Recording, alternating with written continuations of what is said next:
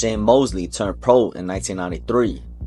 After a strong amateur career that saw him rack up a reported record of 250 wins and 16 losses, he started his pro career as a lightweight on February 11, 1993 in Hollywood, California.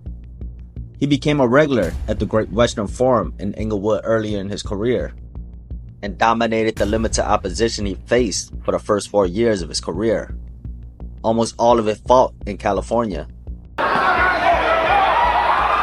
Mosley's boxing style is best described as a dynamic blend of speed, power, and technical proficiency, classifying him as a classic boxer puncher. He was particularly renowned for his lightning-fast hands, speed, and fluid combination punching, which allowed him to deliver punches in rapid succession. His exceptional footwork enabled effective movement in and out of range, facilitating both offensive attacks and defensive maneuvers. Way too fast.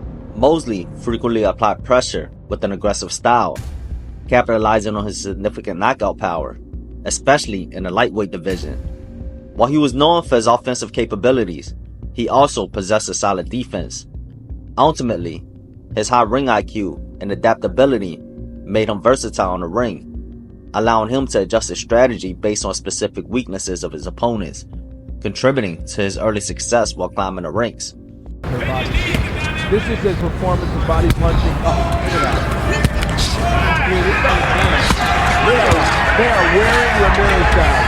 The interesting thing is the body work. I mean, they talked about it. He is just accurate and powerful with those. That's a double left hook is spectacular. On a combination to the... Mosley got his first world title shot on August 2nd, 1997, facing unbeaten IBF Lightweight Titleist Philip Holliday in Uncasville, Connecticut.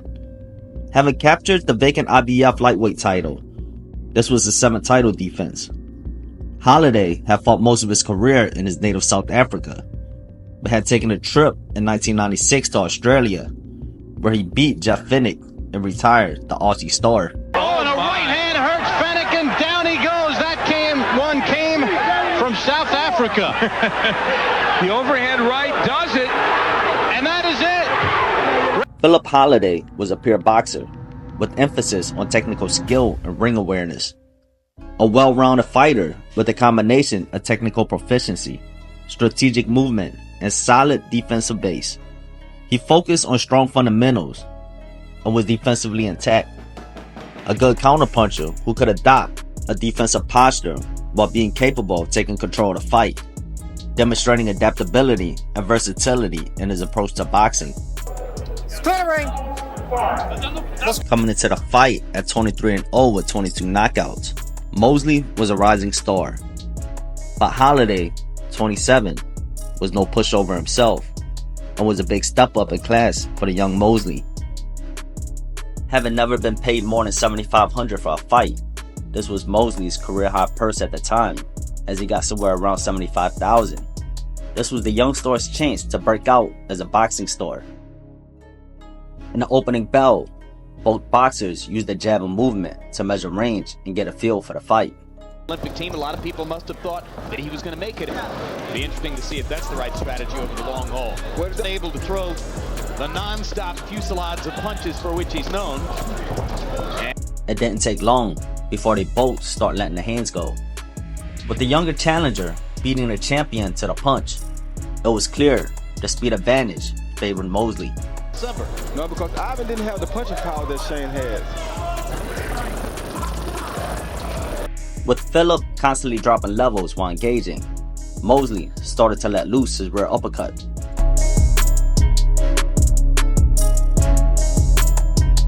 Hungrier to get inside, so if he ever gets a chance to work inside, he's going to work awfully hard. Philip tried to get in with his jab, but the way he pushed forward made him lean in with his punches.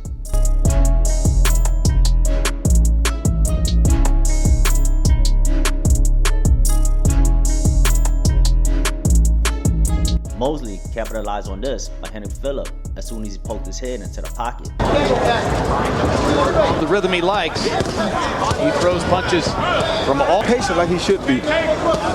Not trying to rush too much. Mosley also went to the body, as Phillip's body was exposed when he leaned forward.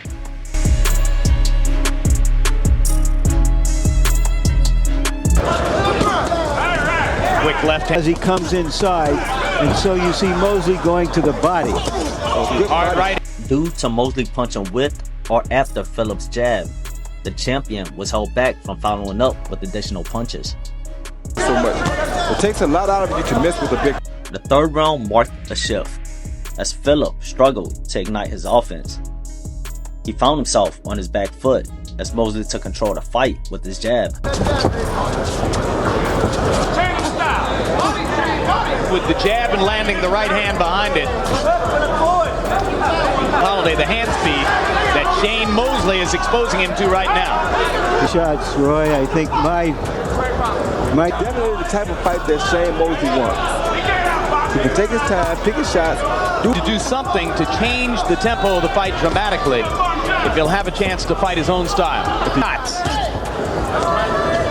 Mosley closed out the round strong while walking Phillip down while unloading his power punches. Holiday, if not Mosley's hand speed and power. With every tactic falling flat and no strategy gaining traction, Phillip resorted to pushing the boundaries of the rules, engaging in roughhousing to sap Mosley's stamina.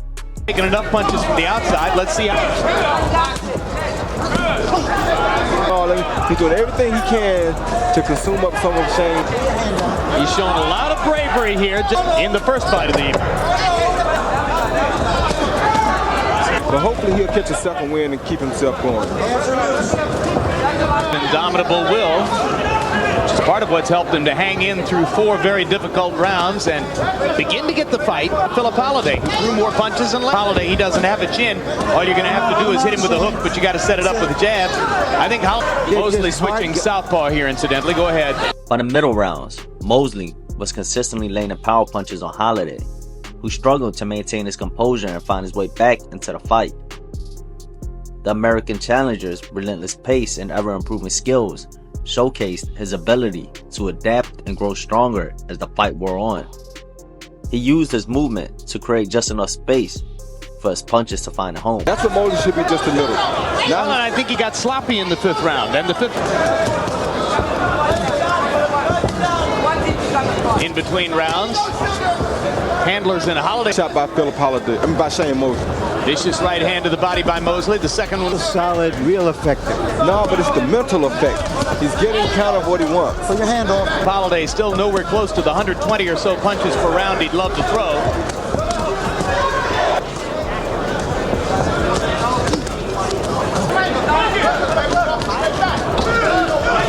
Just pity-pat on Phillip Holiday. You're not doing yourself much good. Here you see Mosley trying to find room to punch. Despite his resilience, Holiday was unable to mount a comeback in the later rounds of the fight. Mosley continued to dominate the action, showcasing a blend of speed, power, and intelligence.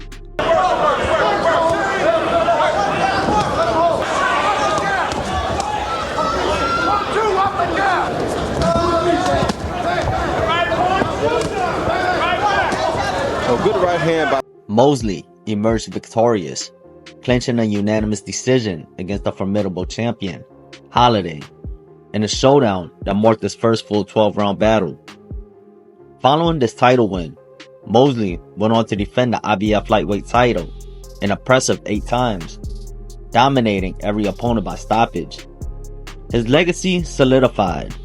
Mosley carved his name into history as one of the hardest hitting lightweights of his era, living up to the moniker of Sugar.